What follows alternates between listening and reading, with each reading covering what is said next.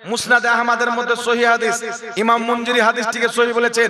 আমার জানা মতে কমবেশ 5 জন ইমাম হাদিসটিকে সহিহ বলেছেন। হাদিসটি কি? সাহাবা জিজ্ঞাসা করছেন, ইয়া রাসূলুল্লাহ মাতা জুইলতা নবিয়ান, ইয়া রাসূলুল্লাহ আপনাকে নবী কবে বানানো হয়েছে? জোরে হবে না সুবহানাল্লাহ? মাতা জুইলতা নবিয়ান, আপনাকে নবী কবে বানানো হয়েছে? আমার নবী বলছেন, ওয়া আদামু বাইনার রূহে ওয়াল জাসাদ, যখন আদমের দেহের মধ্যে আত্মা ভরা হয়নি আল্লাহ তাবারাক ওয়া তাআলা আমাকে নবী বানিয়ে দিয়েছেন। জোরে বলুন সুবহানাল্লাহ। তাহলে হাদিস থেকে কি বোঝা গেল? আদমের সৃষ্টির পূর্বে আমাদের নবী, তাই আদমের নবুয়তের আগে আমাদের নবীকে নবুয়ত দেওয়া হয়েছে। আদমের নবুয়ত নবীর নবুয়তের সাদকাতে, ইব্রাহিমের নবুয়ত নবীর নবুয়তের সাদকাতে, জমিন ও আসমান নবীর সাদকাতে, জান্নাত ও জাহান্নাম নবীর সাদকাতে। তাই আলা হযরত বলছেন, ও जो ना थे तो कुछ ना था, वो जो ना हो तो कुछ ना हो, जान है वो जहान की, जान है तो जहान है। এবার একটা প্রশ্ন থেকে গেল বাবা, ওয়াহাবি বলবে হুজুর 40 বছর আগে যদি নবী হয় তাহলে 40 বছর আগে নিজের নবুয়তের দায়িত্ব পালন কেন করেননি? 40 বছর পূর্বে নিজেকে নবী কেন বলেননি? তার উত্তর আমি কোরআন পাক থেকে দিচ্ছি। আল্লাহ তাবারাক ওয়া তাআলা হযরতে মারইয়াম রাদিয়াল্লাহু তাআলা আনহাকে একটা সন্তান দিলেন, যিনার নাম হচ্ছেন ঈসা আলাইহিস সালাম। জানেন, বিনা বিবাহতে বিনা বাপে আল্লাহ তাবারাক ওয়া তাআলা একটা সন্তান দিলেন। মারইয়াম তোমার গর্ভে আমি একজন নবীকে দিচ্ছি। মারইয়াম বলছে, আল্লাহ এই নবী তো জন্ম হবে, তো যখন জন্ম হবে আমার তো বিয়ে হয়নি, আমার গ্রামের লোক জানে মারইয়াম একজন ইবাদত গুজার মহিলা, পাকিজা মহিলা, পর্দাশীল মহিলা, তাইয়্যিবা তাহেরা আবেদা মহিলা। মারইয়ামের গর্ভে সন্তান দেখবে, তারা তো জিজ্ঞাসা করবে, মারইয়াম তোমার তো বিয়ে হয়নি, সন্তান কোথায় পেয়েছো? আল্লাহ আমি উত্তরটা কি দিব? আল্লাহ বলছেন, মারইয়াম চিন্তা করতে হবে না, তারা যখন জিজ্ঞাসা করবে সন্তানটা কে কোথায় পেয়েছো, তুমি বলবো ওই সন্তান কি জিজ্ঞাসা করো, আমাকে জিজ্ঞাসা করিও না। আমার কোলে যে সন্তান, এই সন্তানকে জিজ্ঞাসা করো সে কে। মারইয়াম রাদিয়াল্লাহু তাআলা আনহার গর্ভে ঈসা আলাইহিস সালাম ভূমিষ্ঠ হলেন, কোলে করে নিয়ে আছেন কয়েকদিনকার ছেলে। গ্রামের লোকরা বসেছেন বাইসি। কোন মহিলা অপরাধ করলে গ্রামের লোক বিচার করেন না আপনারা? তো গ্রামের লোক বসেছেন, মারইয়াম ছেলে কোথায় পেলে, তোমার তো বিয়ে হয়নি। মারইয়াম বলছে, আমাকে কি জিজ্ঞাসা করছে, ছেলেকে জিজ্ঞাসা করো। মারইয়ামকে তো আল্লাহ বলে দিয়েছেন। মারইয়াম রাদিয়াল্লাহু তাআলা আনহা যখন বললেন, গ্রামের লোক যখন জিজ্ঞাসা করলেন, আল্লাহ কোরআন পাকে বলেন, ক্বালু ইন্নী আব্দুল্লাহি ওয়া আতানিয়াল কিতাবা ওয়া জাআলানি নবিয়্যা।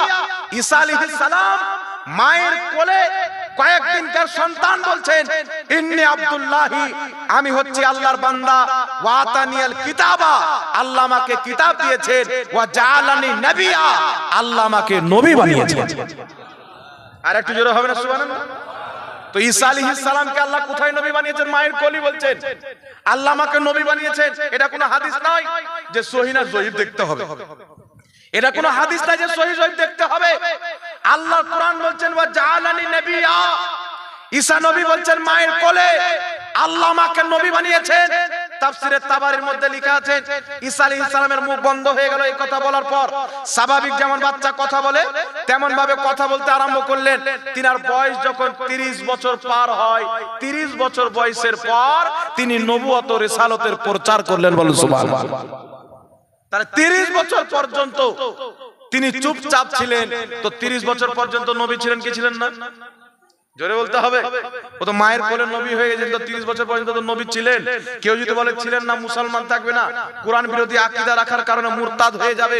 সুতরাং 30 বছর যেই কারণে ঈসা আলাইহিস সালাম চুপচাপ ছিলেন, আমার আপনার নবী 40 বছর সেই কারণে চুপচাপ ছিলেন। তাহলে এই প্রশ্নটাই বেকার যে 40 বছর পূর্বে নিজেকে নবী কেন বলেনি, তো ঈসা আলাইহিস সালাম 30 বছর পূর্বে কেন নবুয়তের দায়িত্ব পালন করেননি? তাহলে কি বোঝা গেল? আল্লাহ নবুয়ত তো দিয়ে দেন, যখন আল্লাহর অর্ডার হয় দায়িত্ব তখন থেকে পালন করে। জোরে বলুন সুবহানাল্লাহ। বেটা যেই দিন জন্ম নিল, বাপের বেটা কিন্তু যখন বেটার উপরে বাপ দায়িত্ব দিয়ে দিল, জিম্মেদারি চাপিয়ে দিল, কখন চাপায়? বেটা যখন যোগ্য হয়, ঠিক না বেঠিক? তো পরিস্থিতি হিসাবে আল্লাহ পাক অর্ডার করেছেন। আরেকটি জবাব কোরআন পাকে শুনেন, আল্লাহ তাবারাক ওয়া তাআলা বলছেন, ইয়া ইয়াহইয়া খুযিল কিতাবা বিকুওয়াতিন ওয়া আতাইনাহুল হুকমা সাবিয়া। আল্লাহ বলছেন, ইয়া ইয়াহইয়া, কিতাবকে শক্ত করে ধরে নাও, আমি আমার ইয়াহইয়াকে শিশু অবস্থায় নবুয়ত দান করেছি। তাহলে কি বোঝা গেল? ইয়াহইয়া আলাইহিস সালাম শিশু অবস্থায় নবী হয়েছেন, ঈসা আলাইহিস সালাম মায়ের কোলে নবুয়ত পেয়েছেন, আর মুহাম্মদ রাসূলুল্লাহ আদমকে সৃষ্টি করার পূর্বে নবী হয়ে গেছেন। তাই আলা হযরত বলছেন, কি বলছেন? উনি প্রথম, উনি শেষ, উনি আছেন, দুনিয়া আছেন, উনি নাই তো দুনিয়া নেই। আচ্ছা বলেন তো বাবা, জান যদি না থাকে দেহ থাকবে? পচবে কি পচবে না? গলবে কি গলবে না? তো পৃথিবীর জান হচ্ছে আমাদের নবী, পৃথিবীর জান আমাদের নবী। তো আমাদের নবী আছেন তবেই তো পৃথিবী আছে, জি। তাই আল্লাহ তাবারাক ওয়া তাআলা কি বলেছেন শুনেন। ইমাম ইবনে আসাকির নিজের তারিখের মধ্যে মারফু সনদে হাদিস লিপিবদ্ধ করেছেন। রাসূল পাক বলছেন, আতানিয়া জিবরিল আলাইহিস সালাম, জিবরিল আলাইহিস সালাম অবতরণ করলেন, আমার নিকটে আসলেন।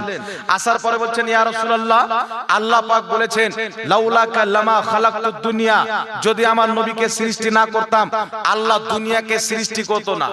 এখন কিছু গাঁজাখোর মৌলবি বেরিয়েছে, তারা বলতে চায় এগুলো জাল হাদিস, ডাইরেক্ট বলে জাল হাদিস। কিন্তু ইমামগণ কি বলেছে? ইমাম সানআনী বলছেন, নবীকে সৃষ্টি না করলে কিছুই সৃষ্টি করা হতো না। ওয়া হুয়া সহিহ, এই আকীদাটা সহিহ।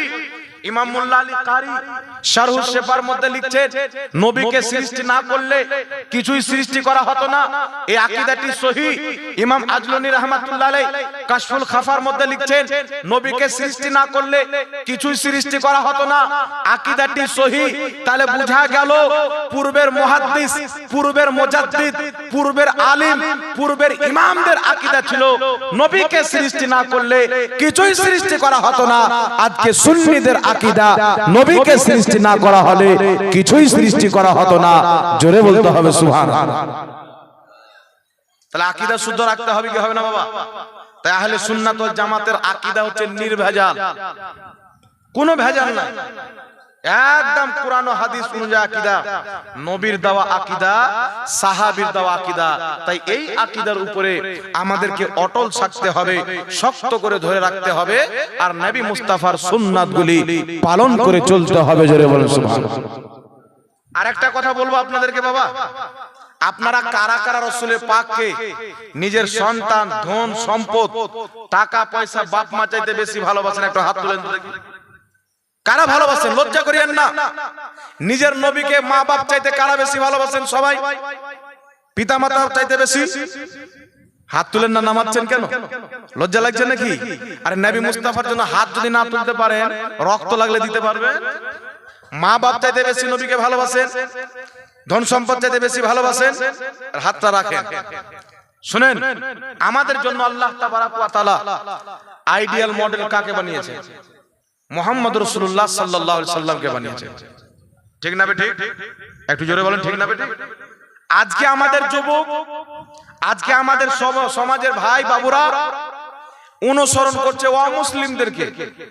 চুল কাটবে তো দেখছে সালমান খান কি করে কেটেছে, শাহরুখ খান কি করে কেটেছে, বিরাট কোহলি কি করে কেটেছে, সূর্য কুমার কি করে কেটেছে। মানে চুল কাটতে যাবে তো দুনিয়ার ন্যাংটা হিরো গালাকে দেখবে, কিন্তু তার নবীর চুল কিরকম ছিল এটা একজনও দেখে না। দেখে কি? দেখে? একটু জোরে বলতে হবে, দেখে। তাহলে আমাদেরকে কি করতে হবে? আপনি যদি কোনো হিরোর অনুসরণে চুল কাটেন, আপনাকে মানুষ ভালো বলবে না। আপনি মুহাম্মদ রাসূলুল্লাহর সুন্নাতে চলেন, পুরো কায়নাতকে আল্লাহ আপনার পিছে করে দিবে। জোরে বলেন সুবহানাল্লাহ। আজ সারা পৃথিবী গাউসে আজমের গুণগান করছেন, তিনার পিছে চলছেন। গরিব নামাজের গুণগান করছেন, তিনার পিছে চলছেন। কারণ হচ্ছে তিনারা পৃথিবীর কাউকে অনুসরণ করেননি, মুহাম্মদ রাসূলুল্লাহকে অনুসরণ করেছেন। আপনার চলাফেরা নবীর মতন যদি হয়ে যায়, আপনার চুলের স্টাইল নবীর মতন যদি হয়ে যায়, দাড়ির স্টাইল নবীর মতন যদি হয়ে যায়, লেবাসের স্টাইল নবীর মতন যদি হয়ে যায়, আপনার বসা, আপনার উঠা, আপনার ঘুমানো, আপনার খাওয়া দাওয়া, পান করা, চলাফেরা, ইবাদত, প্রত্যেকটা জিনিস যদি নবীর সুন্নাত মোতাবেক হয়, আপনি সাধারণ ব্যক্তি থাকবেন না, আল্লাহ আপনাকে নিজের বন্ধু বানিয়ে নেবেন, নিজের ওলি বানিয়ে নেবে, আর এই পৃথিবীকে আপনার পিছনে করে দিবে। যেমন দুনিয়া খাজা মঈনুদ্দিন চিশতির গুণগান করে, আলা হযরতের গুণগান করে, এই জন্য না যে তিনি পাঠান খানদানের ছিলেন, এই জন্য না যে গরিব নওয়াজ সৈয়দ ঘরানার ছিলেন, এই জন্য পৃথিবী গুণগান করে যে তিনারা নিজেকে আল্লাহ আল্লাহ নবীর মহব্বতে বিলিয়ে দিয়ে ইসলামের খিদমত করেছেন। জোরে বলুন সুবহানাল্লাহ। তাহলে আপনাদেরকে একটা বলতে চাই ব্রাদার ইসলাম, আমাদেরকে অনুসরণ কাকে করতে হবে? কথা বলতে হবে বাবা, নবীকে না অনুসরণ করতে হবে? জি, কেমন মুসলমান জানছেন না? কাকে অনুসরণ করতে হবে একটু জোরে বলেন, কাকে? এই মা বোনেরা আপনারাও ভালো করে শুনেন, আমাদেরকে অনুসরণ করতে হবে নবীকে। ঠিক না ভুল? হাত তুলে বলেন তো ঠিক না ভুল? সবাই বলছেন না? নবীকে অনুসরণ করতে হবে। তো আমার নবী ছেলে মেয়ের বিয়ে দিয়েছে কি দেয়নি?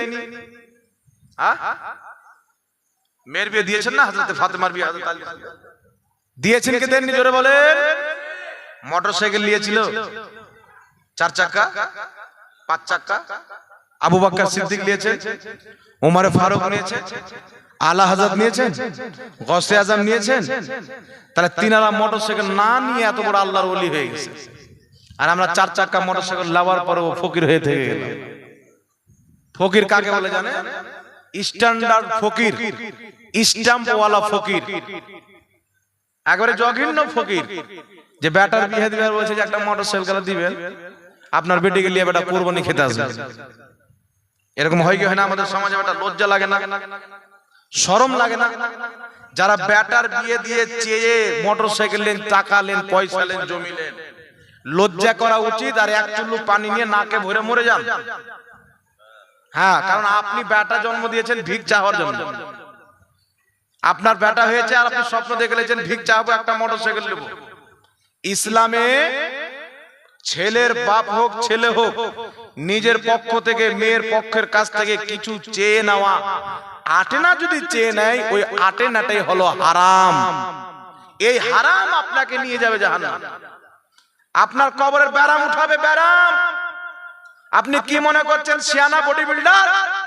একবার মরে দেখেন, রাস্তার কুকুর যেমন মরে যায়, 3-4 দিন পরে তার দেহে যেমন সাদা কুড়িবেদি পোকা লেগে যায়, আপনাকে কবরে রাখা হবে, আপনার দেহে এমন এমন পোকা চিবিয়ে চিবিয়ে খাবে, আপনি আপনার দেহ দেখবেন, কষ্ট পাবেন, কিছু করতে পারবেন। কি করবেন? 4 চাকা? কি করবেন 2 চাকা? মনে করছেন আল্লাহ ছেড়ে দিবে না? এই পৃথিবীর মানুষ, আল্লাহ পাক ছাড় দেয় কিন্তু ছেড়ে দেয় না, এটা মনে রাখতে হবে। আপনি কোথায় কি করেছেন, কোথায় কি করেছেন, জাররা জাররার পর্যন্ত আপনাকে হিসাব দিতে হবে।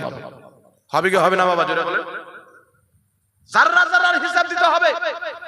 আমার নবী সাল্লাল্লাহু আলাইহি ওয়াসাল্লাম এই যে লেনদেন, এত টাকা দিতে হবে, এটা মোটরসাইকেল দিতে হবে, এটা হারাম কি জাহাঙ্গীর মৌলভী বানিয়েছে না নবী বানিয়েছে? কথা বলেন। নবী বানিয়েছেন না? এক জায়গাতে বলছি একটা লোক রেগে গেছে, মানে ও ব্যাটার ফকির ভিক চেয়েছে, একে কিন্তু লেগে গেছে বাবা। তা আমি বললাম, এ শোন, বস বস, এখানে আমি যে ফতোয়া বয়ান করেছি নবীর ফতোয়া, আর মানুষ আমাকে ডেকেছে এই জন্য যে আল্লাহ আল্লাহ রাসূলের কথাগুলি বলবে, না কি জন্য ডেকেছেন? আর আপনারা যদি বলেন যে আমরা আমাদেরকে খুশি করতে ডেকেছি, তাহলে টাকা পকেট থেকে 5-6 টাকা বের করব, আর আপনাদেরকে দিয়ে দেব, বিরিয়ানি খেয়ে নিয়ে বাড়ি চলে যাবো, না কি বলেন? খুশি আল্লাহ আল্লাহ রাসূলকে করতে হবে। আপনার উদ্দেশ্য হবে মসজিদ যাচ্ছি আল্লাহ আল্লাহ রাসূলকে খুশি করার জন্য, জালসা করছি আল্লাহ আল্লাহ রাসূলকে খুশি করার জন্য, মানুষকে রিশতা করছি আল্লাহ আল্লাহ রাসূলকে খুশি করার জন্য। আর আপনি যদি নিয়াত করেন রিশতা করব মোটরসাইকেল নেওয়ার জন্য, তাহলে আপনি কবরে যান, ফেরেশতা মুখ কান নিয়ে দাঁড়িয়ে আছে আপনার দাঁত ভাঙার জন্য। আপনি মরে দেখেন, আর ফেরেশতার কোড়া, ফেরেশতার ঘুষি আমাদের মতন ঘুষি মনে করিয়েন না। জিবরিল আলাইহিস সালাতু ওয়াস সালাম ফেরেশতা কত বড় জানেন? জিবরিল আলাইহিস সালাম যদি এই দুনিয়াতে এসে নিজের দুইখানা পাখাকে মেলে দেয়, পৃথিবীর মানুষ এক ছটং সূর্যের আলো দেখতে পাবে না, এত বড় তিনার পাখা। তাহলে মক্কা কত বড় হবে বাবা? জি, কোড়াটা কত বড় হবে? একবার আপনাকে দিবে ৭৭,০০০ বছর আপনি মাটির তলে ঢুকবেন। কত হাজার বছর? ধুলা ধুলা হবেন, হাড্ডি চুরচুর হবে, ওই জায়গাতে পৌঁছতে লাভ হবে না। পুলসিরাত পার হবেন, আপনার সামনে মানুষ পার হচ্ছে, কেটে কেটে জাহান্নামের আগুনে পড়ছে, আপনি দেখবেন থরথর করে কাঁপবেন, আপনার প্যান্ট দিয়ে পেশাব বেরিয়ে যাবে, থারথার করে কাঁপবেন। যদি বলেন মরবো তো দেখা যাবে, কিছুই দেখতে পারবেন না।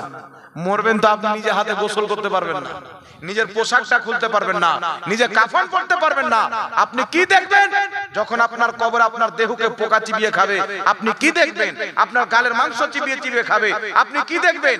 আপনার চোখকে চিবিয়ে চিবিয়ে খাবে। আপনি কি দেখবেন? আপনার পুরো বডিকে পোকা মাকড় চিবিয়ে চিবিয়ে খাবে। দেখতে পাবেন, কষ্ট পাবেন, আপনি কিছুই করতে পারবেন না। আজকে যদি হারাম থেকে না বাঁচেন, আজকে যদি গুনাহ থেকে না বাঁচেন, আজকে যদি হারাম থেকে না বাঁচেন, কাল কিয়ামতের ময়দানে এবং অন্ধকার কবরে আপনাকে কেউ বাঁচাতে পারবে না। কিন্তু আজ পৃথিবীতে নবীর সুন্নাতে চলে যদি নবীর গোলাম হয়ে মারা যান তো জমি मैली नहीं होती, ज़मान मैला नहीं होता, मोहम्मद के गुलामों का कफन मैला नहीं होता। আপনি গুনাহ করে মরেন, আপনার দেহ পর্যন্ত মাটি চিবিয়ে পোকামাকড় ধ্বংস করে দিবে। মুস্তাফার গোলাম হয়ে মরেন, আপনার কাফন পর্যন্ত ময়লা হবে। অল্প দিন পূর্বের কথা, বেরেলি শরীফের একটি মাজার কমবেশ ৫০০ বছর পুরাতন, রাস্তা করার জন্য খুদা হলো, মাজারকে ভাঙা হলো। কবরকে যখন খুঁজছে ৫০০ বছর পূর্বে যেমন কাফন দিয়ে লাশ রেখেছিল, ৫০০ বছর পর ওই কবরে তেমনই লাশ চলমল চলমার করছে। বলেন সুবহানাল্লাহ। কেন? আমাদের মতন বেটার বিয়ে দিয়ে মারলেনি, আমাদের মতন নামাজ ছাড়েনি, আমাদের মতন হালাল হারাম বেছে ওনারা চলেছেন। আমরা হালালও বাঁচি না, হারামও বাঁচি না। ওনারা নবীর সুন্নাতে চলে নিজেকে নবীর গোলাম বানিয়ে কবরে গিয়েছেন। আল্লাহ তার শরীরেরও হেফাজত করেছেন, তার কাফনেরও হেফাজত করেছেন। বলেন সুবহানাল্লাহ। তাহলে আমরা কি চাই যে আমাদের শরীরটাকে পোকামাকড় খাক? কে কে চান বলেন তো বাবা? কেউ চান না। আপনারা কি চান আপনার কবরটা জাহান্নামের টুকরা হয়ে যায়? চাক? কেউ চান না। আপনি কি চান আপনার কবরে আপনার শরীরকে পিটা হোক, ধুলা ধুলা করা হোক, মেরে চান? চান না।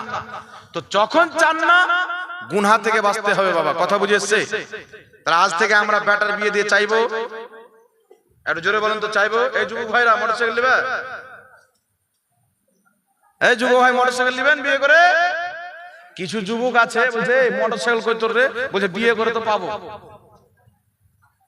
বুঝতে পারছেন? কিছু লোকের বেটা যদি ৩টা থাকে তো কে বলে ৩টা বেটা মানে ৩খান মোটরসাইকেল, মানে ওর বাপ দিয়েছে। এরকম নাই বাবা। জি, রাগ করে কোনো লাভ নাই বাবা। আল্লাহ পাক আমাদের সকলকে হারাম থেকে হেফাজত করুক। বলেন আল্লাহুম্মা আমিন। যাই হোক, অনেক আলোচনা করা হলো, আপনারা আমল করলে যথেষ্ট। ৩টা পার হয়ে গেল, এখন দোয়া খের হবে, সালাতু সালাম হবে, তারপরে আবার নামাজ হবে। তো আমি যেই কথাটা বলতেছিলাম বাবা, নিজের ছেলের বিয়ে, রাসূল পাক বলেছেন বিয়েকে হালকা করো।